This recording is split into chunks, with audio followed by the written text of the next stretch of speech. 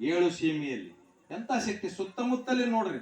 ನಾವ್ ಊರಾಗ ಹುಡ್ಕೋತ್ ನಾವ್ ಊರಿಗೆ ಇದ್ರೊಳಗೆ ಬಂದಿಲ್ಲ, ಈ ಕಡೆ ಒಳಗೆ ಬಂದಿಲ್ಲ. ನಾನು ಏನ್ ಬಂದ್ರು ಆ ಕಡೆ ಹನುಮಂದಿವ್ರ ಗುಡಿ ಕಡೆ, ಆ ಕಡೆ ಶಾಲೆ ಆ ಕಡೆ ಹೋಗಿನಿ. ಇವು ಫಸ್ಟ್ ನೋಡ್ಕೋತ ಬಂದ ಗೌಡ್ರು ಬಿ ಆರ್ ಪಾಟೀಲ್ ಸೇರಿ ಅವೆಲ್ಲ ಗುಡಿಗಳು, ವೀರಭದ್ರೇಶ್ವರ ಗುಡಿ, ನಾಗಲಿಂಗೇಶ್ವರ ಗುಡಿ, ಏನಂತ ಹೆಜ್ಜೆ ಹೆಜ್ಜೆಗೂ ಗುಡಿಗಳು.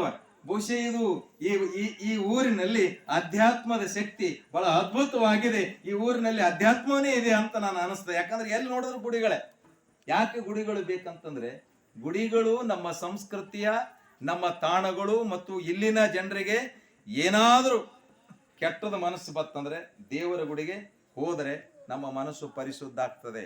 ಇಂಥ ಮಠದ ಪರಿಸರದಲ್ಲಿ ಧಾರ್ಮಿಕ ಪ್ರವಚನಗಳಲ್ಲಿ ಬಂದರೆ ನಮ್ಮ ಮನಸ್ಸು ಪರಿಶುದ್ಧ ಆಗ್ತದೆ. ಮೈ ಹೊಲಸಾದರೆ ತೊಳ್ಕೋಬಹುದು ನೀರಿನಿಂದ.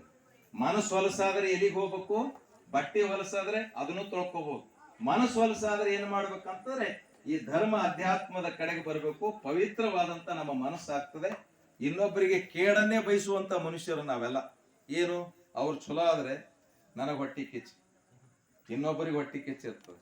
ಯಾವಾಗ ಮನುಷ್ಯ ಹೊಟ್ಟಿ ಕಿಚ್ಚನ್ನ ದೂರ ಆಗ್ತಾನೋ ಆ ವ್ಯಕ್ತಿ ಪರಿಪಕ್ವ ಆಗ್ತಾನೆ. ಯಾಕಂದ್ರೆ ಇಲ್ಲಿ ಬಾಜು ಒಬ್ಬರು ಹುಡುಗ 10ನೇದೊಳಗೆ ಪಾಸ್ ಆದ ಅಂದ್ರೆ ಪಕ್ಕದ ಮನೆಯವ್ರಿಗೆ ಖುಷಿ ಆಗ್ಬೇಕು. ಇದು ಇಲ್ರಿ, ನಮ್ಮಲ್ಲಿ ಬಹಳ ಪರಿಸ್ಥಿತಿ ಇದೆ. ಅದ ಧರ್ಮ ಅಧ್ಯಾತ್ಮ ಬೇರೆ ಅಲ್ಲಿದು, ಇಲ್ಲಿ ಅದ. ನಾವು ನಮ್ಮಲ್ಲಿ ತಾಳ್ಮೆ ಇರಬೇಕು. ನಮ್ಮ ಮಕ್ಕಳಿಗೆ ಒಳ್ಳೇದಾಗಬೇಕಾದ್ರೆ ಇನ್ನೊಂದು ಮಗು ಒಳ್ಳೇದನ್ನ ಸಹಿಸಿಕೊಳ್ಳುವಂತ ಗುಣ ಇರಬೇಕು. ಒಂದು 10 ಚೀಲ ಜೋಳ ಹೆಚ್ಚಿಗೆ ಬೆಳೆದನು, 10 ಚೀಲ ಹೆಸರು ಹೆಚ್ಚಿಗೆ ಬೆಳೆದನಂದ್ರೆ ನನಗ್ ಖುಷಿ ಆಗ್ಬೇಕು, ಹೊಟ್ಟೆ ಕಿಚ್ಚು ಬರಬಾರ್ದಂತ.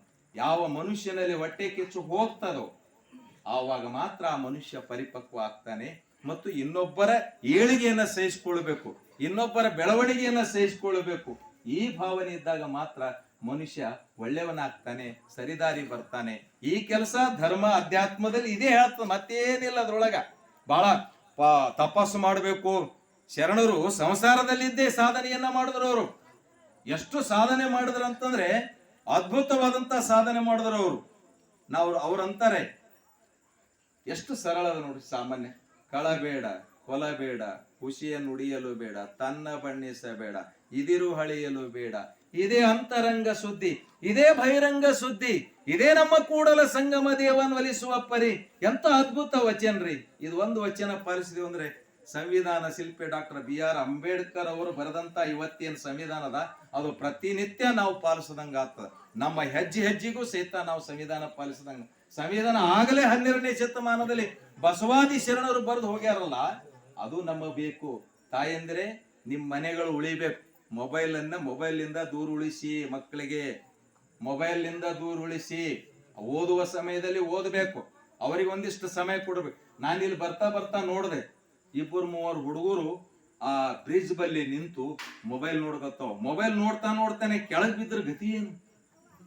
ಎಂತ ಮೊಬೈಲ್ ಸೆಲ್ಫಿ ತಕ್ಕೋತಾರ ಅಲ್ಲಿ ಕೆರೆ ಇದ್ರ ಬಳಿ. ಕೆಳಗ್ ಬಿದ್ದು ಅಂದ್ರೆ ಅವ್ರ ಆವೇಶ ಮುಗ್ದೇ ಹೋಯ್ತಲ್ಲ ಅವ್ರ ಕತಿ.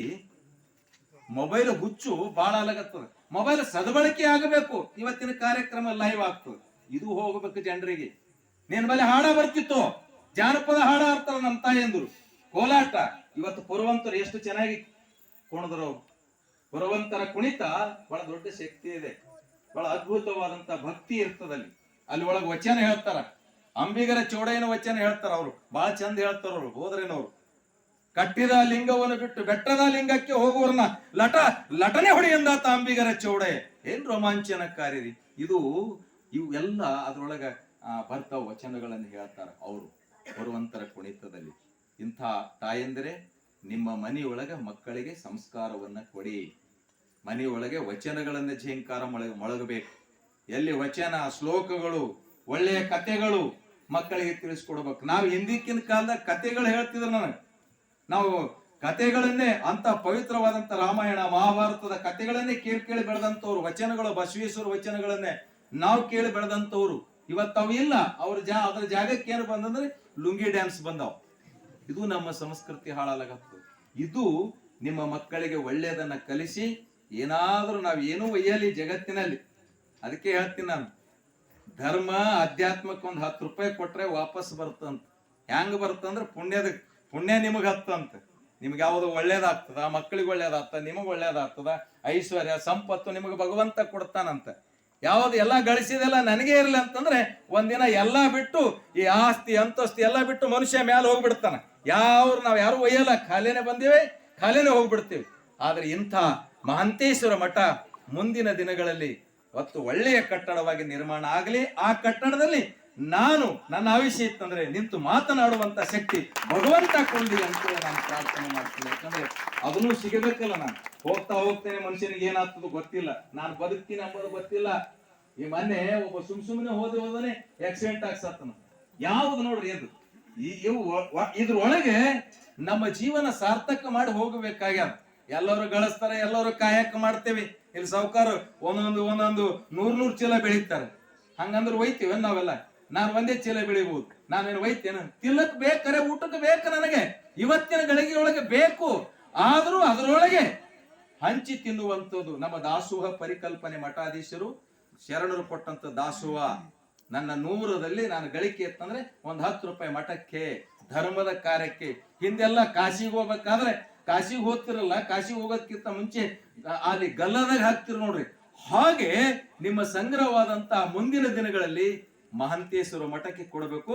ಮಹಾಂತೇಶ್ವರ ಮಠ ಪವಿತ್ರವಾಗಿ ದೊಡ್ಡ ಪ್ರಮಾಣದಲ್ಲಿ ಕಟ್ಟಡವಾಗಿ, ನಾನಂತೂ ಒಮ್ಮಮ್ಮ ಅಂತೀವಿ, ಅಪ್ಪವ್ರನ್ನ ಮಾತಾಡ್ತೀವಿ, ಕಟ್ಟಡಗಳು ಶಾಶ್ವತ ಅಲ್ಲ. ಆದರೂ ಕುಂತು ನಿಂತು ಮಾತಾಡ, ಮಳೆ ಬತ್ತಂದ್ರೆ ಓಡ್ ಹೋಗ್ತಿದ್ವಿ ನಾವು. ಅದಕ್ಕರೆ ಬೇಕಲ್ರಪ್ಪ. ಅದಕ್ಕೆ ಈ ಕ್ಷೇತ್ರಕ್ಕ ಇದಕ್ಕೆ ಆಶ್ರಯ ಬೇಕಲ್ಲ. ಒಂದ್ ಪುಣ್ಯಾತ್ಮ ಎಲ್ಲಾ ಊರು ಬಿಟ್ಟು ಸಂಗಾವಿ ಒಳಗೆ ಬಂದಾರಲ್ಲ, ಆ ಪುಣ್ಯಾತ್ಮನ ಮುಂದಿನ ಜನಾಂಗಕ್ಕೆ ತಿಳಿಸ್ಬೇಕು. ಇವ್ರಾದ ಬಳಕ ಇವ್ರಕ್ಕಿಂತ ಹೆಚ್ಚಿನವ್ರು ಯಾರು ಗೊತ್ತಿಲ್ಲ. ಅವ್ರಾದ ಬಳಕ 4-5 ಮಂದಿ, ಎಷ್ಟು ಮಂದಿ ಪೀಠಾಧಿಪತಿ ಹೋಗೋರು ಗೊತ್ತಿಲ್ಲ. ಅಂದ್ರೆ ಮಠನೇ ಹಿಂಗಾದ ಬಳಕ ಅಂತ ಮಹಾಂತೇಶ್ವರನ್ನ ನಾವು ಮರಿತೀವಿ.